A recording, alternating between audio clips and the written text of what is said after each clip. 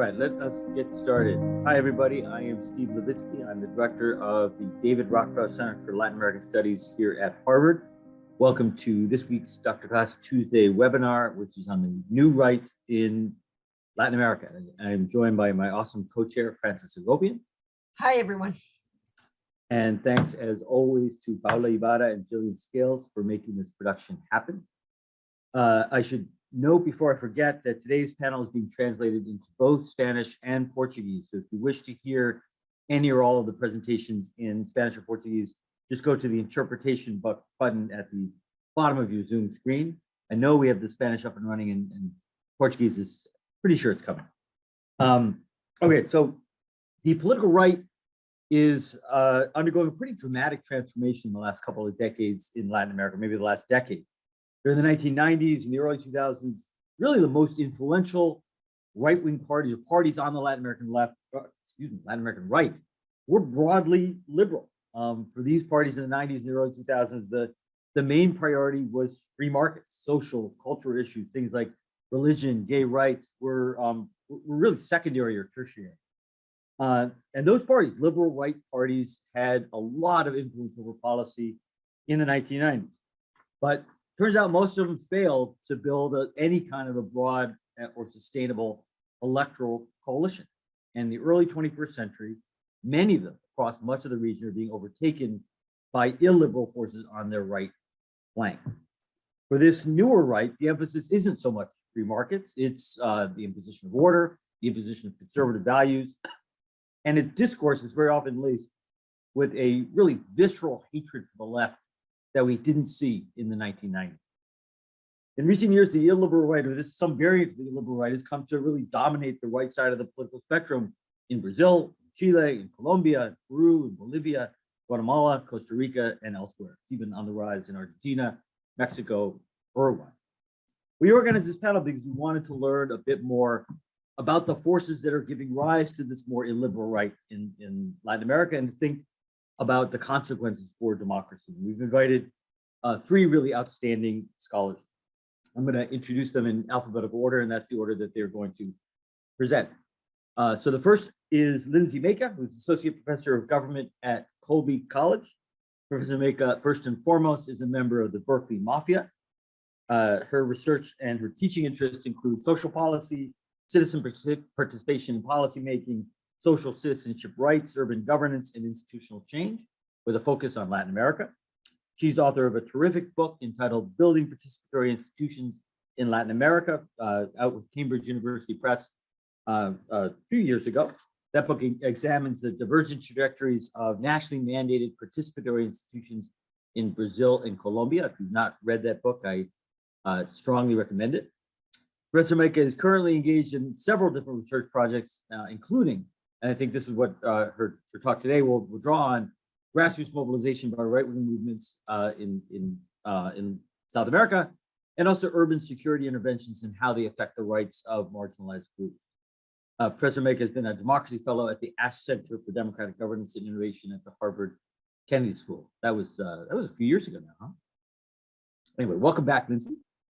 Our second speaker will be Rosana Pinheiro-Machado, who is Assistant Professor of International Development in the Department of Social and Policy Sciences at the University of Bath in the UK.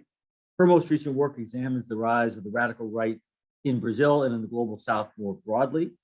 Professor Pinheiro-Machado is also an award-winning columnist who has published in The Intercept, El País, and The Washington Post. Rosana, welcome. It's a pleasure to have you with us. And our third speaker is Cristobal Rovira Coldwasser, who's professor at the School of Political Science at the Diego Portales University in Santiago, Chile. His main area of research, and he's researched and published a huge amount on this topic, is the sources of populism and the ambivalent relationship between populism and democracy. Together with Casmude, Professor Rovira is author of a very widely cited book entitled Populism, a Very Short Introduction, although you can't really have a short introduction to populism. That book came out about 5 years ago with Oxford University Press and has been translated into something like a dozen languages. Cristobal is also co-editor of another widely cited book, Populism in Europe and the Americas, Threat or Corrective to Democracy. Cristobal, we've been meaning to bring you physically back to Cambridge ever since the weather incident several years ago. We're getting there. We're getting there. Zoom is the best we can do right now. Each of our panelists will speak for between 12 and 14 minutes, and that should give us about half an hour for Q&A and discussion. Fran and I will field the questions and feed them to the panelists. If you have a question for any of the panelists at any time, we would love to receive it. Just send it through the Q&A tab at the bottom of the screen. And again, Fran and I will get to as many of the questions and feed them to the panelists as we can. Again, you can feel free to submit your question at any point. As always, we'll be recording today's webinar. It'll be available on the Dr. Class YouTube channel shortly after today's session. That's all I got. So why don't we begin with Professor Mayka? Okay, thank you, Steve, and thank you all for having me. Let's see, get this started. So my work that I'm going to be talking about today is on the side of civil society. I think the other people are going to be talking a little bit more at a level of elite institutions. And a question that I've been thinking about a lot lately is the role of civil society groups in creating a bit of the infrastructure that elites can then draw on to mobilize illiberal populist projects. And so thinking about the role of civil society and democratic backsliding, I'm looking at just a narrow piece of this, and it's focusing on the ways that right-wing civil society groups can build up new ideas and discourses, and in particular, their role in justifying ideas that are quite illiberal and exclusionary as essential for true democracy, right? Not just rejecting this as illegitimate, but saying real democracy is going to involve these concepts. So what this could look like, I'm going to look at kind of two aspects here and look at a variety of different kinds of right-wing groups and see how they do it. So thinking about questions of who belongs, so who would be included as a citizen and seen as being one of us, somebody who's going to have rights. So this would be, so what we see is that you see a process of excluding certain kinds of marginalized groups, but not just excluding them, also labeling those groups as not just outsiders, but as existential threats, right? That these are people who are a problem that need to be eliminated, need to be neutralized in some way if we're going to be protecting the good citizens.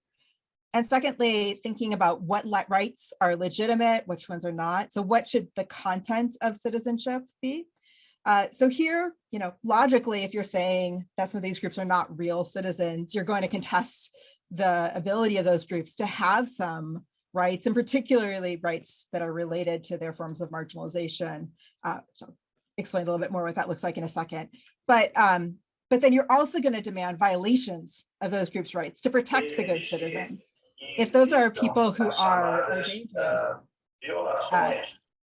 you're going to have to do things that are going to be going against rule of law and formal protections in order to get at what is essentially democratic, which is protecting the rights of people who actually matter. So I'm going to talk about this with two different kinds of movements or civil society groups. The first will be ones that are what Elizabeth Corridor calls anti-gender movements, people who are organized around gender ideology. And these are groups that link together a variety of different kinds of movements and forces in society under one lump, right? So they bring together feminist groups, they bring together LGBTQ groups, and thinking about this as part of a left that is united under one foreign kind of ideology. We've seen this a lot in several different countries throughout the region. A few examples here on the upper left. Oops, sorry. We see from the Movimento Brasil Livre in Brazil, doing work that ties up with broader ideas of fighting cultural Marxism and trying to keep gender ideology out of schools. I should also define gender ideology as, for those who may not know it, gender ideology is a term that is not actually used by any of the people who would purportedly support it. And it is the idea that there is a separation between biological sex and gender, right? And that gender is something that you should be thinking about and supporting. various variations that would go against some traditional gender norms. So there's ideas that these are coming into our schools and they're perverting our children. We see similar language that was used to defeat in a plebiscite the Colombian peace accords, because in a section, a very technical section, they had language about what it would look like to recognize gender diversity as part of the peace process. And that ended up defeating the plebiscite, mobilizing around this that is only tangentially related to some of the actual issues of peace. We also see this in Peru with Con mis hijos no te metas, so don't mess with my children, really capturing some of the idea here that you are infringing on my rights and my family with your foreign ideas. So a lot of the concepts behind these anti-gender movements are about restricting who belongs as a citizen, who should be considered part of who's us. And a lot of the focus has been in particular on LGBTQ plus people. So denying them forms of inclusion, but not just denying them inclusion, it's actually not recognizing their existence. Saying that this is not something that is a true gender identity or true sexual orientation, but something that is a foreign conspiracy that's coming in. And so this is a foreign conspiracy that is brought in by other people that's going to destroy the moral foundations of family and society.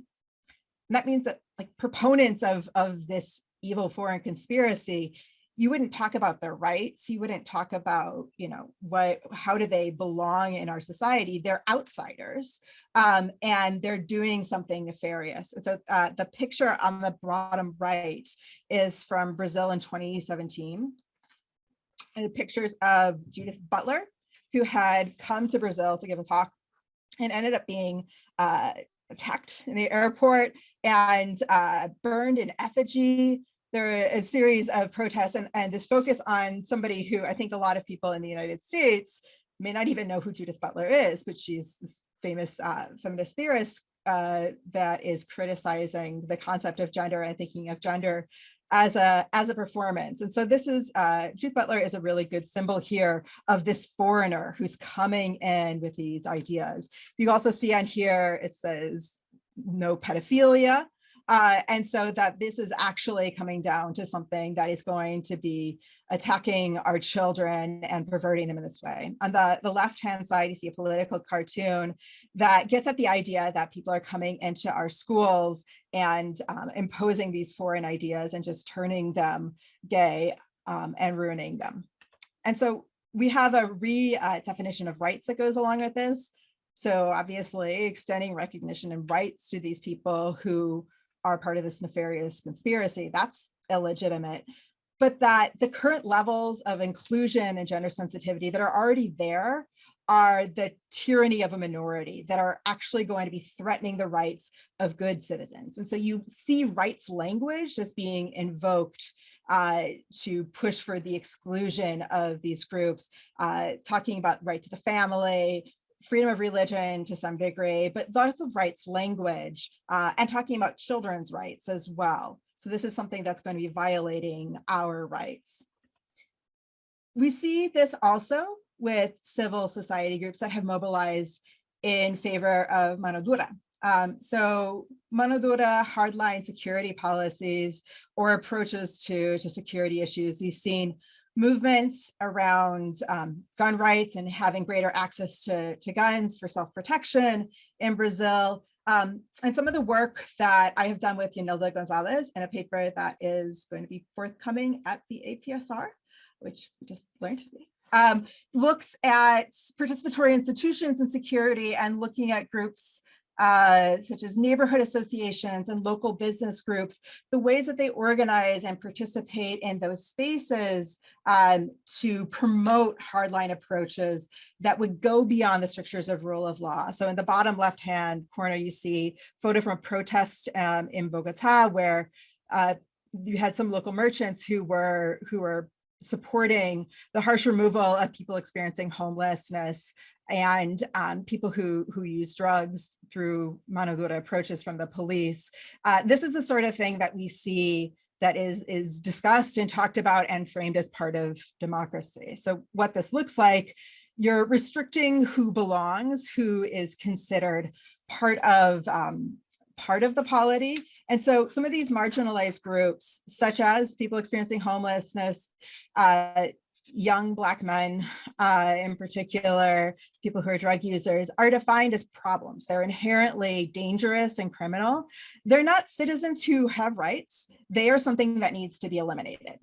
And so there's this sharp contrast that's constructed, dividing the good citizens, who are defined as people who pay their taxes, who contribute to society, who deserve protection. And the source of their lack of protection would be these marginalized groups, right? So they're a problem that needs to be taken care of, not fellow citizens in society. So one of the things that we coded meeting minutes from the conseguis, which are the security councils in Sao Paulo. And we found that throughout the city, in all kinds of neighborhoods, so not just in the center, not just in wealthy neighborhoods, including in low-income neighborhoods, you see marginalized groups described as security threats. I think that there was only one out of 93 where you didn't see this kind of language being used. Defining people like using some of this dehumanizing language. And so the children, adolescents, and youth in particular, this shows up in talking about young men who are, or adolescent boys who are on the corner and they're up to no good. And we need to do something about them because clearly that's a threat, that's a danger that's out there. You see it in other kinds of groups a little bit less, but that kind of also makes sense given some of the geographic patterns of things like recycling or sex work in society. And then the next part of what this looks like is that you're redefining rights. So these marginalized groups do have formal rights. They have on paper rights that are about procedural rights, that you need a warrant to arrest somebody, you can't illegally detain them for an indefinite period of time, you can't use torture on them, you can't just beat the crap out of them on the street. People have actual rights, but these rights are seen as being illegitimate and in fact dangerous. Commonly people say, oh, criminals have more rights than we do. And so these rights, which also could include social rights, so the rights to various kinds of programs that might help some of the roots of their problems, would be also seen as just prolonging this because they're not doing what you really need to do, which is get rid of them. And so extrajudicial violence is going to be required here to protect those who are the good citizens. That rule of law, these kind of restrictions on the state or on individuals' ability to use force, is something that goes against my rights because I have a right to be able to move about freely. I have a right to be able to not be worried that I might get assaulted. I have a right basically to not be uncomfortable in a certain space. So using some of this rights language and saying what the police owe me as a citizen is to be able to protect that right. They need to be able to use force like this. And so what this looked like with the security councils is that, so Yanela Gonzalez did the participant observation for this. And there's a meeting where the police described, or there was an incident where the police had killed somebody who some people had thought might have been a thief, and everyone cheered and said, oh, amen, thank God. That this is seen as not a problem that you're trying to reduce, but actually as the police behaving appropriately, even though it goes against rule of law. So we see this again with the conseguis, with these security councils, the frequent demands that the police do more, that they go against often what are the formal prerogatives of the police to use more force than they might actually do normally. I want to give a couple of caveats here. I'm not saying that this is something that is inherent to right-wing groups. I think it is okay to contest some of the boundaries and the content of citizenship, to think about that and to fight over that, and to have a space for groups on the right to be able to be part of some of those discussions. So I get nervous about approaches that automatically say, well, this would be restricting this group's rights, and so therefore they're completely undemocratic. So I think that there's a fuzzy line maybe, but there is a line that if you're not denying the humanity and framing the group as an existential threat, that's within the fair play zone in a democracy. And the problem comes when you're starting to use some of this language of being an existential threat, that this is endangering us. And I would also add that illiberal dynamics like this can emerge with civil society on the left. The problem here is the existential threat language rather than being on the right per se. So the takeaway points I would have from this is that civil society is building these discourses that are framing a liberal citizenship as democratic, not just as what we demand, but that true democracy requires these kinds of restrictions. That some of these marginalized groups are actually existential threats, right? That they are seeking to undermine the security, the foundations of society, our families, and that their existence is something that's imperiling us, that they're not rights-bearing citizens.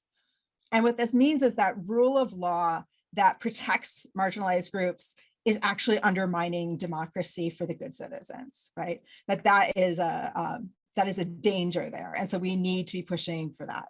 And the final point is that get that back up there, is that these sanitized ideas I think become a resource for populist projects. So if you just come out there and talk about exterminating people, that might sound bad. But if you've kind of workshopped the language through some of these civil society groups, attached them to language of rights, develop some of that ideational infrastructure, then populist leaders can then come in and harness that and use that later on. That this is sort of serving as that key in-between step for an idea to be resonant with people who might support illiberal ideas, but then might be a little nervous about that. So it's giving a bit of a justification behind it. Okay. All right, thank you. Thank you, Professor Mayka. Our second speaker is Rosana Pinheiro-Machado. Well, thank you so much. Thank you all for having me here today. It's a great pleasure to be here today.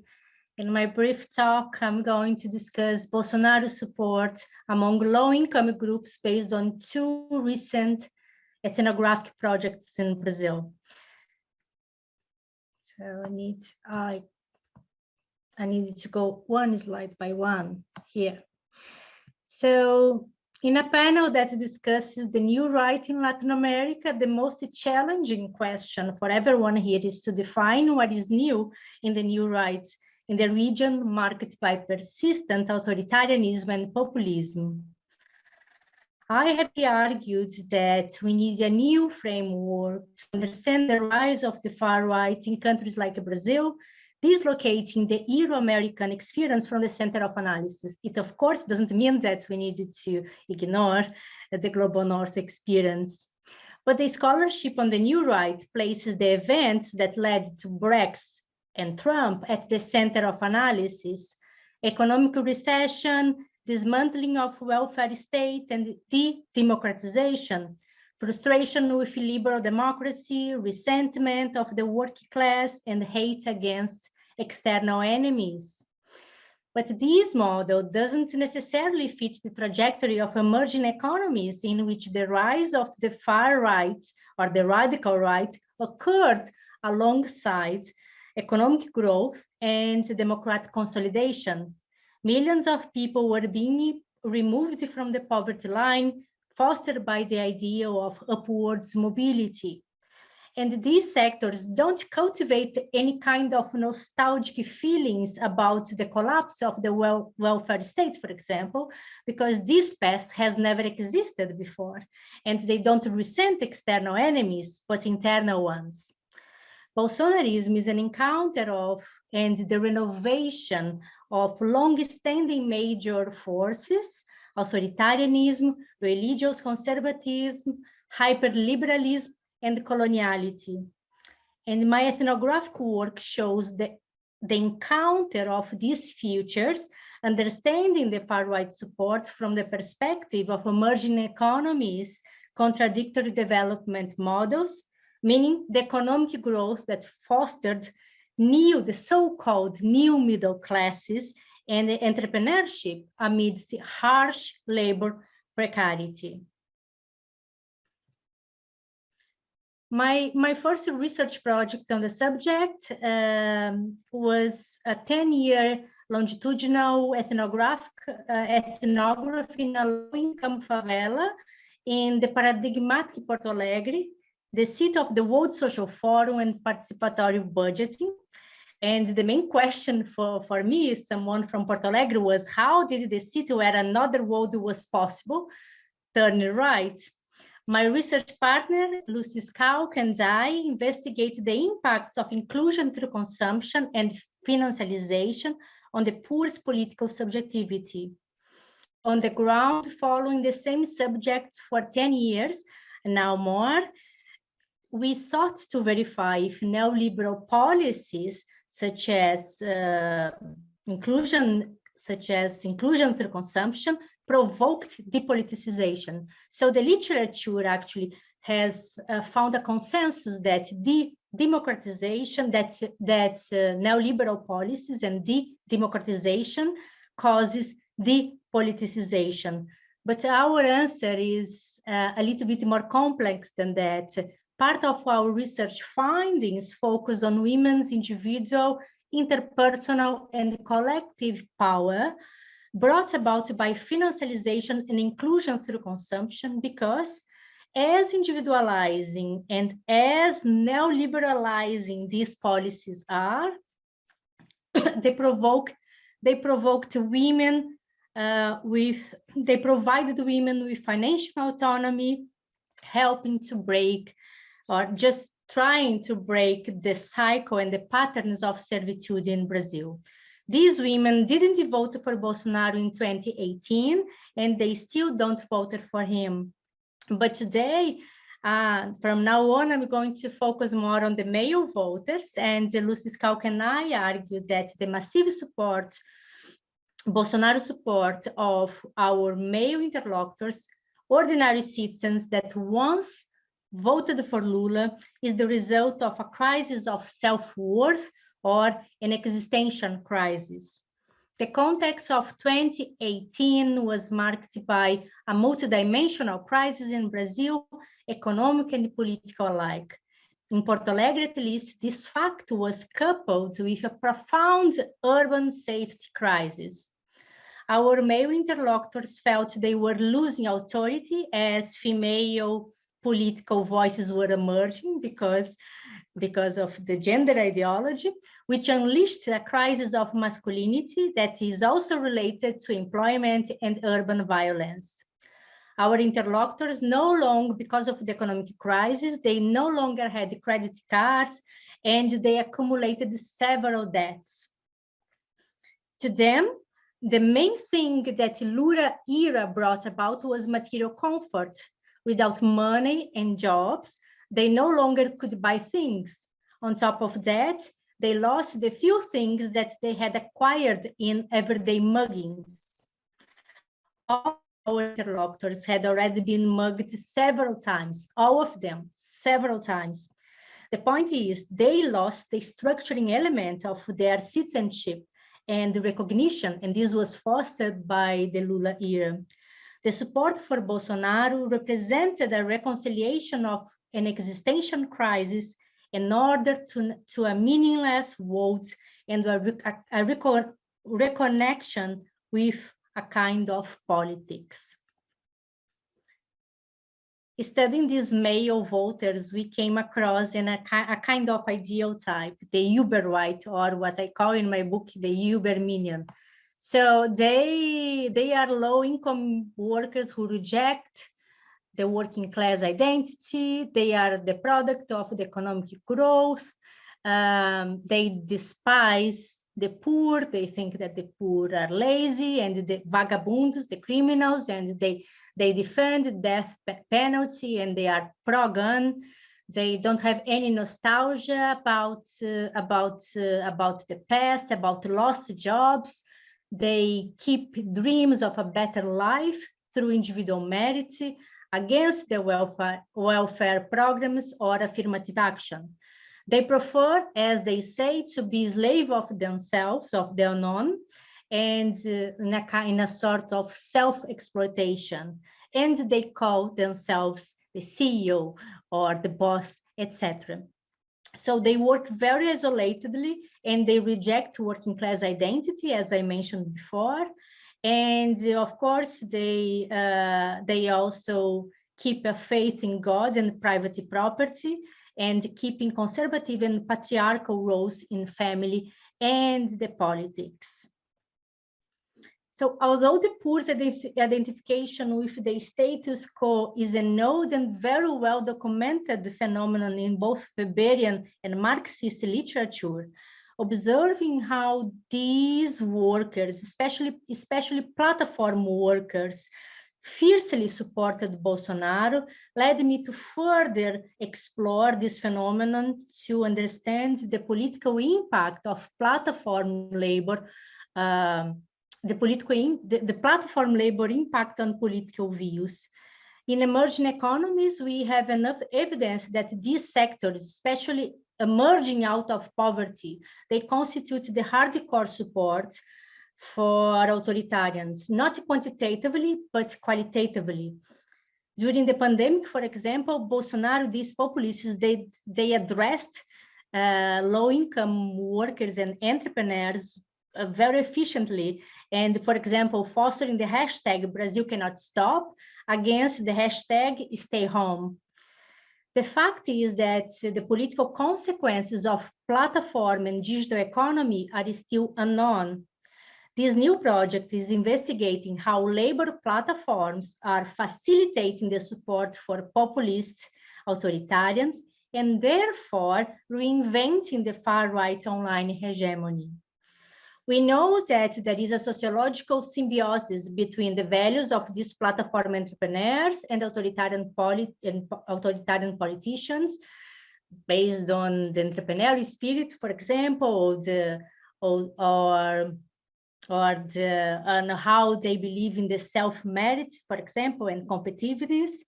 But the preliminary evidence from the Brazilian side shows that the technological infrastructure of platforms, not only social media, are potentializing political views, and thereby authoritarian politicians are finding more and more subtle and sophisticated forms of political recruitment in comparison, for example, with misinformation. Platformization, the future of work, may lead to the far right. First, the individualizing, undemocratic, and pyramidal structure of platforms themselves repels collective politics. And secondly, growing online, developing a business online demands the learning of new motivational marketing skills, which are predominantly provided by Bolsonarist coaches, influencers, religious leaders, and celebrities who are followed by millions of people. In other words, preliminary tests suggest that a low-income Instagram entrepreneur, for example, needs a Bolsonarist network to gain social and symbolic capital, which is a catch-22.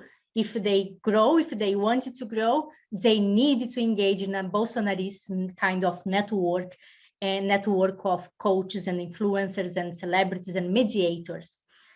Finally, we hope that works on Latin America can help us to invert the analytical lenses, going beyond the understanding of how Bolsonaro copies Trump.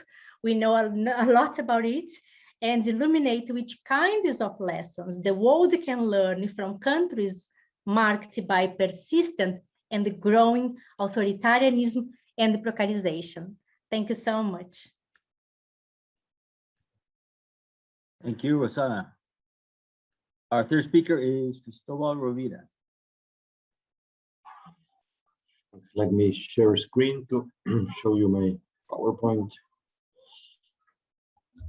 Yes, I think everybody is watching, I think, the same as myself. So thank you very much, Steve, for the invitation. It's a pleasure being here and to talk about the case study of Chile. So let me briefly try to convince you why I think that this case study is interesting, not only for myself, because I'm Chilean and I'm living here, but I think we can draw some broader implications for the study of the new right. I mean, first of all, I will talk about Jose Antonio Cast, who competed in the last presidential election, and he was very close to winning that election. And this is one of the examples of a successful new right project within Latin America. The second reason why I think that this is an interesting case study is because we can see very clear the tension between the mainstream right and the populist radical right. And I will talk briefly about that as well. And finally, I think because there are important similarities between the Chilean case study of this new right or populist radical right and the explanations that we have about the rise of the populist radical right in other places, particularly in Europe. And I think this is also from a comparative perspective, something interesting to look at.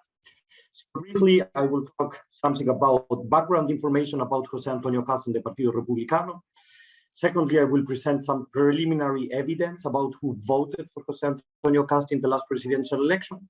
And finally, if I'm good on time, I will try to draw some future scenarios about the interaction between the mainstream right and the populist radical right in this new era in Chile marked by the rise of Gabriel Boric, who is the new president.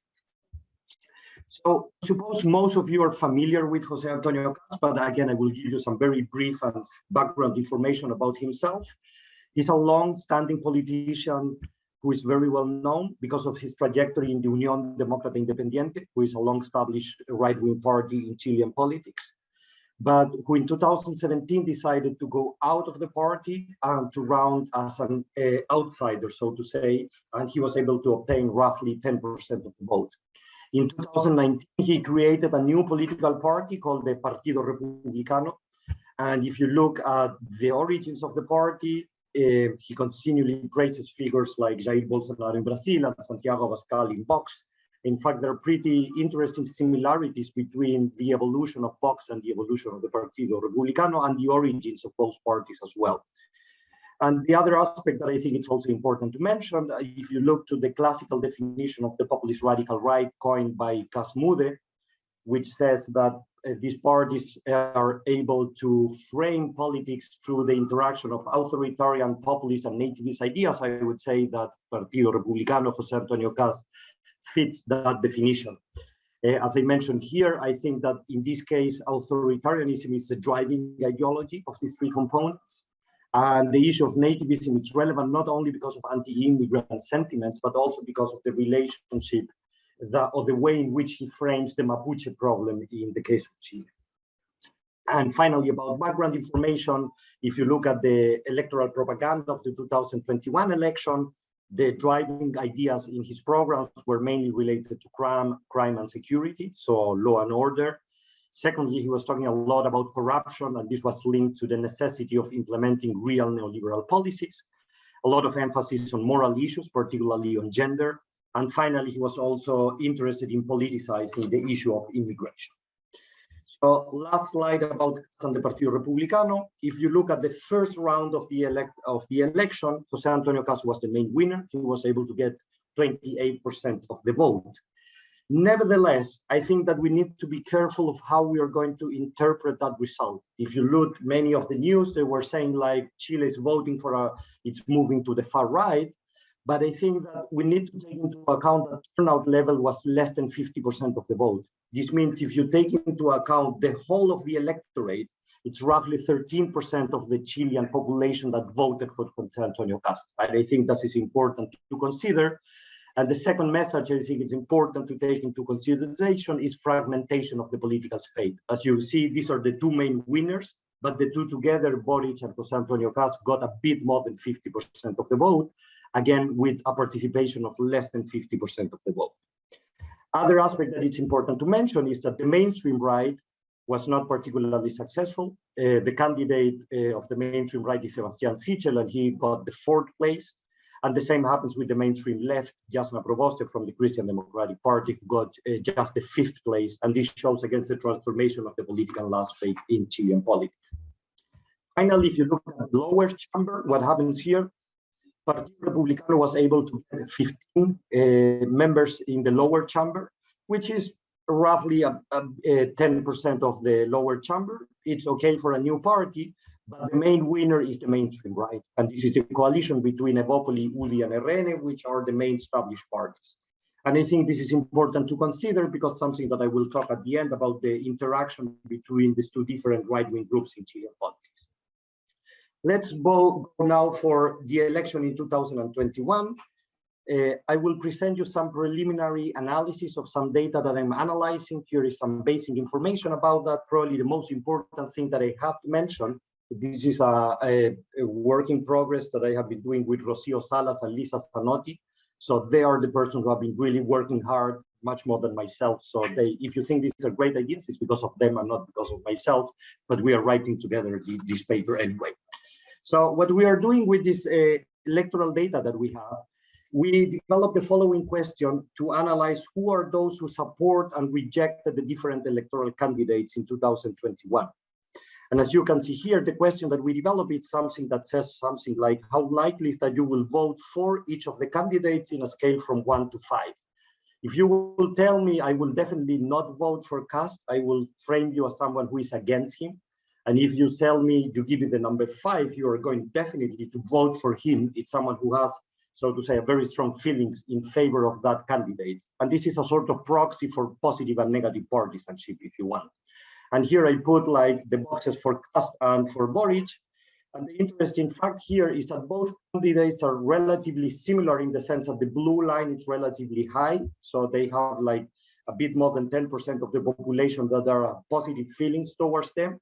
But if you look, the red bar shows that that Kast had higher levels of disapproval in comparison to Boric. In fact, Boric is the one who has the lower levels of disapproval of all the different candidates. And I think this is crucial for the ballotage, because remember that that question was done before the ballotage that was for the first round. So when people have like many different options to consider. So what I will do now in the next 2 to 3 minutes is to present you this preliminary analysis in which we look at the probability of voting for Kast. And when we do, high probability means all those who mentioned in the survey 4 and 5, and those who say low probability is 1 and 2. So those who reject Kast, if you want, and those who are in favor of Jose Antonio Kast. And I will put you a couple of different statistics. And the statistics I'm putting there are normally used in studies that try to analyze who are those who vote for the populist radical right in Western Europe and beyond. So if you look at that formation, and if we start with some social demographic statistics, and I will just flag the ones that are important, it seems that those who are in favor of Jose Antonio Kast tend to be male. It tends to be those who have a subjective feeling of having a good economic situation, but yet it's a subjective dimension that they feel that they have a good economic situation. And regarding religion, it seems that being evangelical, it's something that helps to predict voting for Jose Antonio Kast. These are the only 3 socio-demographic variables that we found statistically significant for supporting Jose Antonio Kast. Regarding socio-political characteristics, what we find out here, it's really important. If you prefer the authoritarian regime, there is a highly likelihood that you will like Jose Antonio Kast and his project. If you define yourself as a right-winger, there is a high possibility that you will support Jose Antonio Kast. If you define yourself as a conservative person, there is a high possibility that you will vote for Kast, although if you see it's just in the margin. And pretty interesting, if you have anti-immigrant sentiments or attitudes, there is a high probability that you will vote for Jose Antonio Kast. If you look below, we have 2 other indexes, which are related to moral values and to the state marking dimensions. They are not influential when it comes to analyzing support for Jose Antonio Kast. And I think this is an influential finding because it reinforces the same argument about support for the populist radical right in Europe. We know that the main variable that explains support for those parties are anti-immigration and not necessarily the state market divide or the debate about moral issues. Finally, we added 3 variables that are much more related to the Chilean context. And this is whether people were in favor or against a constitutional referendum. And if you see here, it's very high, the number of those who rejected the referendum and have a high probability of supporting Jose Antonio Kast. These are people at the same time that normally didn't vote in the constitutional referendum. And finally, these are people that are against what we call in Chile, the estallido social, the social outbreak that the country experienced in 2019. So I still have like 2 to 3 minutes, so let me move to the last part of my presentation, and this is about the rise of Boric, who was the main winner at the end, and the battle that is happening now within the right. So if you see here, this is the result of the second round of the election. And you can see here that Gabriel Boric was able to win by 6 points of difference in comparison to Jose Antonio Cast. Very interesting, his turnout level went up. It went from 47% of the vote to 55% of the vote. And this is related to a very smart strategy of Boric, who was able to mobilize those who have negative feelings or a negative identity towards Jose Antonio Cast. And these are mainly younger people and women. And in fact, if you look support among women for Gabriel Boric in comparison to Jose Antonio Cast, it's astonishing difference if you look for the second round of the election. What is very problematic is, if you follow a bit the election, is that the mainstream right supported almost immediately and almost without condition Jose Antonio Cast. And the argument that they were developing is that if you vote for Boric, you vote for Chavez, you vote for Venezuela, you vote for Fidel, you vote for communism. What it might sound awkward, but that was in fact the argument that the mainstream right was using. And I think this is pretty problematic because, as I mentioned before, it was almost without conditions. It's only the presidential candidate that was a bit more reluctant, but all the other key members of the mainstream right parties automatically decided to give their vote and even campaign in favor of Jose Antonio Cast. And lastly, I think it's important to mention that because we know from the comparative evidence that a party like Partido Republicano or the populist radical right will never win office if it doesn't have the support of the mainstream right. And in fact, this 44% of Jose Antonio Cast is related not only to himself, it's also related to the decision that took the mainstream right. And if I still have time, I hope Steve can say me if yes or no, because then I have just one last slide. Okay? Go for it. Go for it. Okay. In which I will try to draw future scenarios. We always make jokes about economists, so they're very bad about doing predictions. I think we are also horrible about that. But I will just draw future scenarios. I will not say which is the most likely, but which are the future scenarios, particularly thinking about the interaction between the mainstream right and the populist radical right in Chile. So the first scenario, which I will call is the most positive for the democratic system, is that we have a sort of reconfiguration between mainstream right parties, and they try to corner, to put aside the populist radical right. This would be a bit the German mold, in which it's very clear that the Christian Democratic Party, Angela Merkel, from the beginning were saying we are against AfD, we have nothing to do with those parties, so we will just develop our own program, and they were moving a bit more to the center. So if that happens, the Partido Republicano will be able to establish itself in the electoral arena, but it will be one actor, I would say a relatively small actor, that will manage to get roughly 10% of the electorate. And more importantly, the mainstream right will need to moderate its programmatic positions and move towards the so-called median voter. This is the most positive scenario, again, for the democratic system.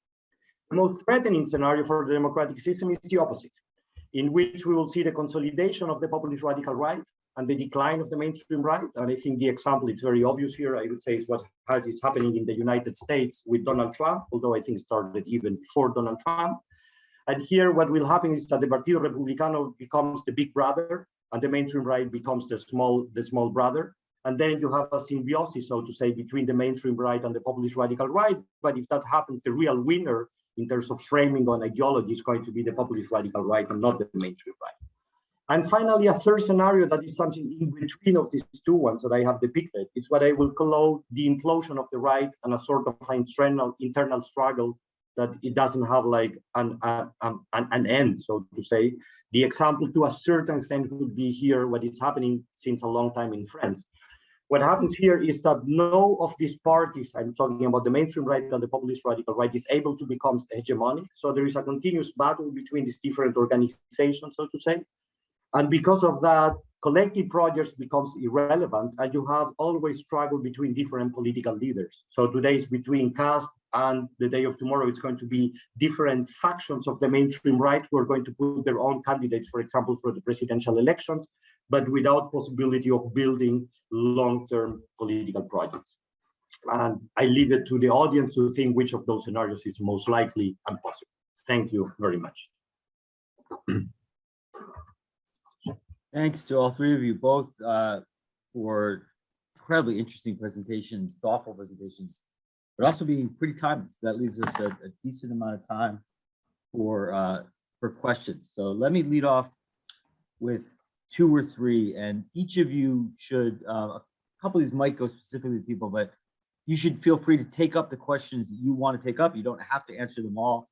And if you can, take about 2 minutes or so. We'll just go in the same, I'm going to throw out a few questions. We'll go in the same order that we presented. A couple of questions coming from Janice Gallagher, our speaker last week, who continues to work for us. So thank you, Janice. These are really interesting questions.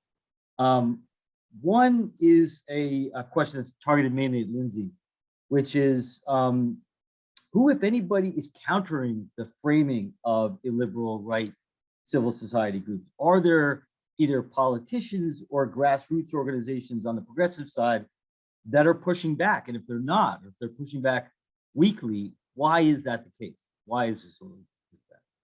The other question,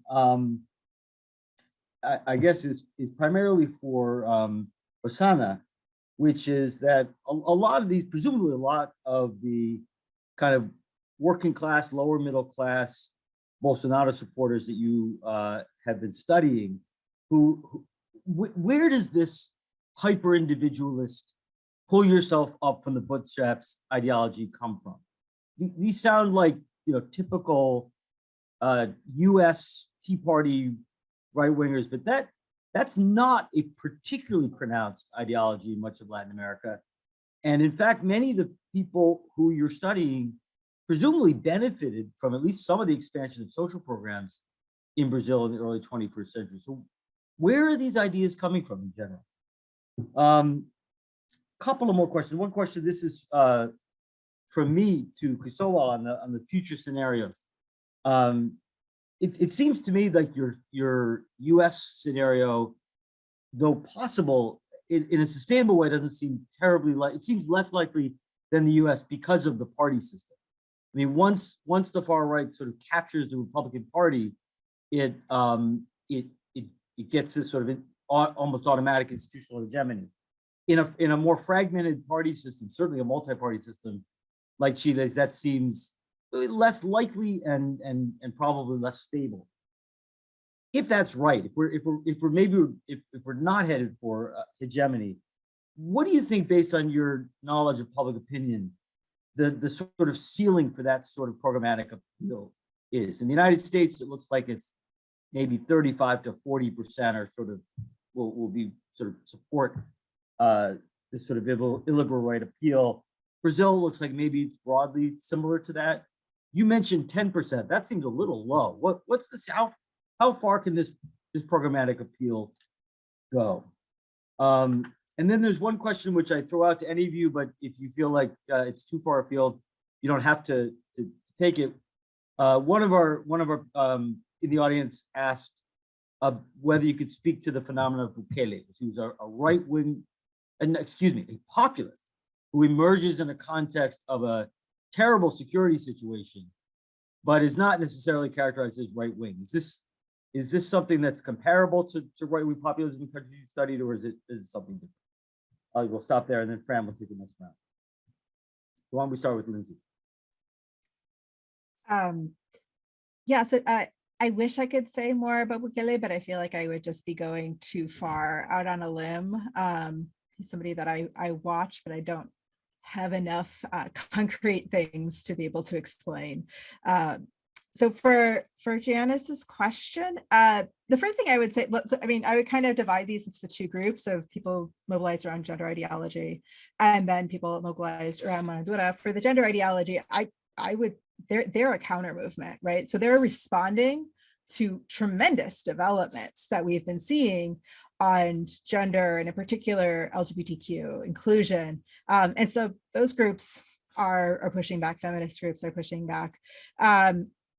For Mano Dura, I think that this varies a bit by country. So thinking about Michelle Waters' book, that there's variation across Argentina and Chile in terms of how much the established human rights organizations are focused on police violence and seeing that as a continuation of what we see under the dictatorship, where that's more so in Argentina than it is in Chile. So you have some established human rights groups. In the context of Brazil, there's all these movements and organizations that have come up that are working with Black youth in particular. And so there's movements and groups that have been pushing back on that for quite a while. And so we see a long tradition for some of this work, but I would say that they don't, one of the questions is what venues to pursue it in. So at least for the security councils that we've studied, those groups that are defending various human rights have tried to participate in these spaces and have been shut out. And when people are constantly talking about, people from your groups are monsters, it's not really a receptive space. And so some of this is thinking about where can you actually have inroads. And so there are established figures within the state of like ombudsmen that can be good allies to work with. But I think that the overarching idea here is just something that I think is one of the biggest questions that I think about all the time, which is how do you combat this when so much of it is not necessarily based on true developments, especially thinking about this as somebody who's from the United States and things that we have seen develop with critical race theory and with the tremendous backlash against trans rights for children. It's difficult to know how to engage with that when a lot of the foundations of it are not true. And so if anyone has the solution to that, I think that that's something that is going to continue to develop over the next several years of figuring out what would be the ways to counter it. But just thinking about this as this is developing in response to something that has been changing, where there has been movement. And the other part that I would emphasize is just thinking a little bit about, at least for the mano dura, of there's a lot of things that are similar for this from the past, right? Like support for hardline security is not a new thing. I think that some of the framing of thinking about it in terms of rights, that is a little bit interesting, of reclaiming it and saying, okay, this is the palatable way to do that. And so I think some of the battles would be over what do human rights even mean, right? When you use language of rights, and how do you think about rights that are competing with each other and that are presented against each other? I think that's a lot of the terrain of what we're talking about. Thanks. Rosana? Thank you for the question. This is, of course, very complex question, and there are so many ways to approach it. So first of all, I would say that this is not a new feature in Brazil. I've been working on the informal economy now for 23 years. And when I started my ethnography in 1999, we could see that those people, the narrative of these low-income entrepreneurs was the same, was very similar in terms of working 15, 20 hours a day to make money, to destroy your neighbor. So I think this is not a new thing in Brazil, especially if you consider that Brazilian population has kept more or about 50% of the workforce in the informal economy. And so without any kind of past or legacy from unionism. And but there is a survey that was conducted by the Confederation, the Association of Favelas in Brazil, by CUFA, and during Lula era, and when people were starting buying houses and cars and things like these and getting Bolsa Familia, and most of people, the vast majority, responded that their lives improved because of their own merit and not because of the assistance from the government, which is, I mean, this was in the 2000s and 2010 during the peak of the inclusion policies, and also I think the very nature of these policies, because Bolsa Familia was given directly to women, which I think is really important. It played a very crucial role, especially for Black women financial autonomy. But at the same time, their male partners get really resented, especially those strata who couldn't get anything. They were right above the poverty line. They didn't get Bolsa Familia, they didn't get affirmative action, and these sectors, the new middle classes who actually improve their lives because of the Lula policies, they also get really resented. But also we have a very important phenomenon here is the rise of evangelical church. So this is really, really important to understand this kind of neoliberal subjectivity, if you wish, and now this online presence of coaches and the expansion of online business became a phenomenon in Brazil. So we can't talk about the informal economy any longer without considering these new online enterprises. And this sphere is completely dominated by these coaches and motivational leaders, religious leaders, and they are followed by 10, 20 million people, and spreading something that is not only about how to make money, but of course we know that this is about spreading ideology as well. Great, thank you. Cristobal. Yes, I mean, before I answer the question of Steve, I mean, two short comments. One is, I think the question about who is countering the framing of these illiberal civil society groups is a very important one. And in my opinion, thinking about the Chilean case study, but beyond, I think that the mainstream right is crucial here. If the mainstream right is not willing to say something about that, then the populist radical right or the far right is going to win the battle. Just to give you an example, in the case of Chile, if you look at the program of Jose Antonio Cast, he literally said in the program he wants to eliminate the Ministry of Women. This came out in a public debate. It was one journalist who read the program and said, this is something that you said in your program. He said, no, I didn't say. And Body said, yes, you say in page 250 and X done. And then there started a whole debate. But the mainstream right was silent about that thing. And I think this is crucial because if we really want to support liberal values, it's not only about left and right. I think the mainstream right also needs to play a crucial role here. And this is something that we know from other case studies. Second, the question about where do come these ideas from, based on the case of Chile, but I think it might travel to other places in Latin America. I think there is it's related to demand and supply. In terms of supply, of demand, what happens in Chile, but I think also in other Latin American countries, is you have this phenomenon for cultural backlash. Chilean society, but I think it has happened in many other societies in Latin America, have moved much more to the left on cultural values. They're much more in favor of abortion, gay rights, etc. And because of that, you have a faction of the electorate who is against that, and they're pushing against that. So you have that sort of backlash phenomenon. It might be bigger in some countries than in others, but the second part of the story is supply side. I think then you have the rise of these new actors, of this new right, who is trying to politicize here. And I think the argument of Lindsay, it's very important because, as she was saying, it's an issue of framing, that you have these new actors that frame reality in a specific way. And then here, I think we have the diffusion of that sort of project at a global scale.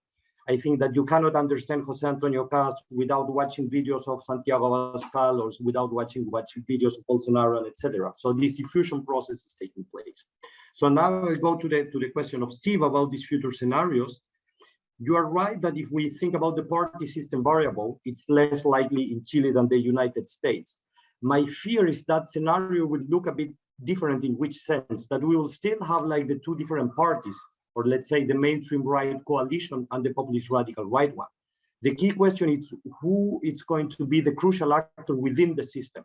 It's a bit what is happening now in Spain. You still have, like, in fact, you have in Spain PP, you have Vox, and you have Ciudadanos. Ciudadanos is almost over. I mean, it's disappearing for the system. PP, it's moving more and more towards Vox. So it's true that PP is the bigger party, but the party that is really putting the ideas forward is not the PP, it's the Vox. So, and this is for me the main fear that I have here. And also from doing some field work and doing interviews with politicians of the mainstream right, one of the issues that really pop up there is that many of them are not in favor of the project of Jose Antonio Cast, but they tell me, what the hell should I do? Because many of the people that vote for my party are in favor of that. And I have many people within my party that are pushing for that agenda. And as soon as I start speaking against him, they're going to grill me, a bit similar to what's happening in the Republican Party in the United States.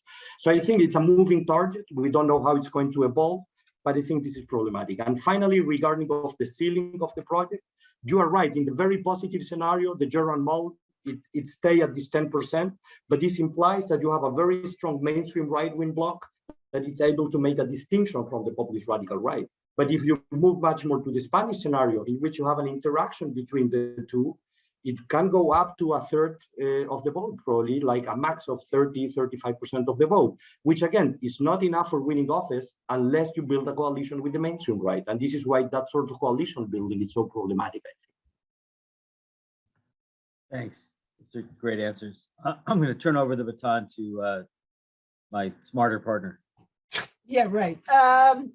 So we have a couple of questions from the audience, but I'd like to sort of frame a question of my own first and work those questions in. So I thank you all for your presentations, and I've learned a lot, but you also provoked a lot of questions in my mind. And I guess the first one I would characterize as how much is new about the new right? And Lindsay, this particularly came up to me during your presentation when you were talking about this sort of new discourse. The criminals have more rights than we do. It didn't sound all that new to me. It's dangerous. It's important. I'm glad you highlighted it. But we saw this story in Teresa Caldera's work from decades ago. We saw this from Dan Brinks's work about police killings of the bandidos. They shouldn't have human rights because they're criminals, so we should just shoot them and give them bonuses.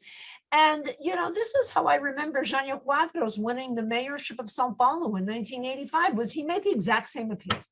So this has been going on for a long time. So how is it that Bolsonaro sort of captures, what is new about this when this kind of sentiment has always been there? And I guess following on that, I would ask Rosana, I was fascinated by what you were saying about the kind of the credit card lower middle class. This is the class who took out a lot of things on credit, got consumption. So, and then ended up in debt. And I guess there's a story here that also doesn't sound so new when one is talking about the radical right. But here I'm not thinking so much about Brazil in the 1980s or Chile. I'm thinking about sort of Germany in the 1930s. This downwardly mobile lower middle class was the basis of fascism. And so I'm wondering if are we seeing some post neoliberal period in Latin America where Rosana, you said I was really with you when you put up this does not look, Latin America, the global south does not look like the advanced societies. We don't have the same kind of nostalgia for a welfare state. I completely agree. But there was something that did seem familiar about the resentment of people who feel that they've lost something. And what is coming out here is that what they lost is power. And what they've lost is that men have lost to women. And we have a question from the audience about the sort of how old this notion of masculinity is in the Brazilian context. Does this go back to colonial times? But really interesting part of this question is how are women able to resist these authoritarian tendencies? How can they, could they be captured or can they continue to resist this? And I'm wondering, so this is my question, is whether if there's anything that's actually new about this, it's kind of a failure of sort of the success of gender, the advancement of gender rights and multiracial inclusion.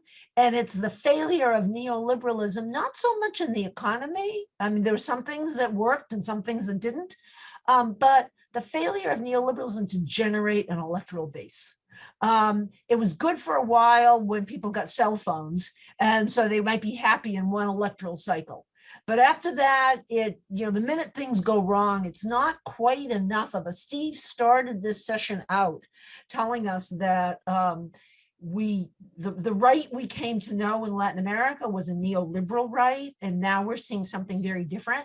But is the answer as simple as there was no electoral benefit, no payoff to neoliberal right, and something else had to be done. So I think that that's a story that would be very appropriate in Chile. The low turnout in Chile, Cristobal, is something I've been watching for about 30 years, but it's something that doesn't seem to be turning around, even with new alternatives in the electoral system, which is interesting in its own right. And ordinarily, I wouldn't let anyone from the audience have 3 questions, since Steve and I have to keep ourselves to 1. But Janice did such heroic work last week that we're going to let her ask another, because it's important. And that is, what about corruption? No one mentioned corruption. No one from Brazil mentioned Lava Jato. Nobody. So where's corruption fit to the story? And with that, I will let all of you speak. Again, as Steve said, if you can keep it to 2 minutes, we really need to close by around 1:20 so the director can go to class. Let's start with Lindsay. Yeah, thanks. Thanks, Fran, for that, and for Janice for your question here. There's 2 parts. I absolutely agree with you that much of what we're talking about for the security stuff is not new, and drawing a lot on Teresa Caldera's work and Holstern and Brinks. Yeah, we're drawing, and in fact, the field work that we did is from 10 years ago. So it's not, this is not a Bolsonaro thing. I think one of the things that I think about with that, whereas I think the gender ideology, it's not brand new per se, but it's reconstituted in quite a different way. One of the things that I think about that actually ties in the corruption is to think of this as something that's not produced, but reproduced and adapted and brought into new ways, right? And so I was thinking about, so I edited, along with Amy Erica Smith, a special issue of Latin American Politics, Society, and the Grassroots, right? And there's a piece in there by Tarine Diaz, Marisa Bambulo, and Daniel Colby that looks at the construction of all these different groups on the right and how they kind of came together and said all of it is corruption. So gender ideology is about corruption because it's about those groups that are elites, using the position to pervert the schools. And then you have Lava Jato, and then you have the cultural Marxism, which is part of the left, the ET is corrupt. They're kind of tying it together. So there's a process of bringing some of these new grievances in and mapping it onto that. And so you bring in security as well, of like, oh, there's corruption within the state of people protecting those criminals. And so I think that there's an adaptation that gets developed, but I also, so my stuff doesn't say that this is a new right for security. I'm interested in how it can come into new venues of a participatory institution, right? And how you can see it replicated in some of these new ways. But yeah, I would agree with you that there's something that's really entrenched that's going on here. Rosana, please, go ahead. Thank you for the questions. I am currently obsessed with the Global South because I'm writing the introduction of my new book, which is The Rise of the Radical Right in the Global South. And the question and the title is what is new in the new right? and everything that we are writing and studying and doing systematic review is all about things that are persistent in especially in Latin America and in Brazil, and not only. So I totally agree with you that many things are not new at all, but the channels are new, and the magnitude of this process is new as well in terms of achieving cultural hegemony. We cannot say totally, but at least on social media for sure, and unifying all these conservative forces and reactionary forces that always existed in Brazil, regarding urban safety or urban security, about religious and conservative values, etc., and how now we have some channels for unifying and achieving cultural hegemony, at least on social media. And I totally agree with you about the onwards movement, which is global. Totally agree. The only thing that we've been arguing is that we just talk about nostalgia and about resentment, hate, the angry white man. We don't talk about aspiration and dreams and these and the other side, and how people who are enterprising and really trying to work hard and to develop these sort of aspirations. And the point is just to focus on aspirations as well, along with resentment. And I just wanted to address the question about women. I think I think we should look at Argentina and Chile when you talk about women's movement. And Brazil as well, the movement, and no, not him. And when you look at, in my ethnography, it was very clear that Black women didn't support Bolsonaro because they had the memory that their lives improved during Lula era. And now when we are looking at the new entrepreneurs, these new low-income Instagram entrepreneurs, the same thing. They don't follow these Bolsonarist networks, which is not good for them in terms of growing online, but so they avoid this trap. So I think that we can't analyze Bolsonarism without looking at what's going on in Latin American feminist movements in Latin America, especially Argentina, in Argentina and Chile, and in Brazil as well. Cristobal, por favor. So shortly, I think what is new about this new right, so to say, I think that the issue that for me it's quite interesting is the populist dimension. And I think this is, I would say, relatively new for most of the cases. Think about Jose Antonio Caz. He comes from the UDI. I mean, one of the long-established parties that comes from the authoritarian regime.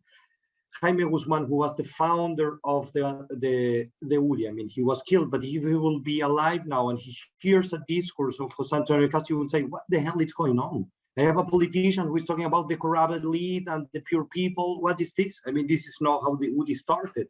It's true that in terms of the values that he's defending, I mean, he's neoliberal, he's very conservative, but the framing that he's using is a completely new one, so to say. And this is, again, related to a global phenomenon, so to say. The second aspect, and that might be a bit more a Chilean story than a Latin American one, is the immigration dimension. I mean, I was just bluffed when I look at those graphs with the stats. And I was thinking, similar to Lindsay, I mean, one of the issues is going to be moral values. That's going to explain support for Jose Antonio Caz. It was immigration. This is the same story than in Europe. This might be, again, a Chilean phenomenon. I don't know. But this is completely new. I mean, right-wing politicians in Chile have not won elections by politicizing the issue of immigration before. But it seems that this could be one of the winning formulas, one aspect amongst others, so to say. And finally, about what corruption. I put the word very small in my slide, but I think it's an important one, and it's related again to populism. These new right-wing actors, they politicize corruption in a double sense. They attack those who are corrupt in an economic sense, for example, Lavallato and politicians from the left, but they also use corruption in a moral sense. They talk about these progressive elites who are corrupt. They're corrupting our own people because they're developing these wrong values, so to say. Corruption in this sense is very important, not only this economic dimension, but also in this cultural and moral one. And this is also what makes this new right to a certain extent different than the previous right-wing actors. Thanks, Cristobal. Thanks to all of you. I need to close because some of us have to teach. But let me, first of all, thank Lindsay, Mayka, Rosana, Pinheiro-Machado, and Cristobal, Rovira, for your terrific presentations. Appreciate you taking the time and sharing your insights. And to announce that because we strive here at Dr. Class for ideological balance, next week's panel will be on the evolution of the Latin American left and tensions between red and green tendencies in the left. Thanks, everyone. Have a good week.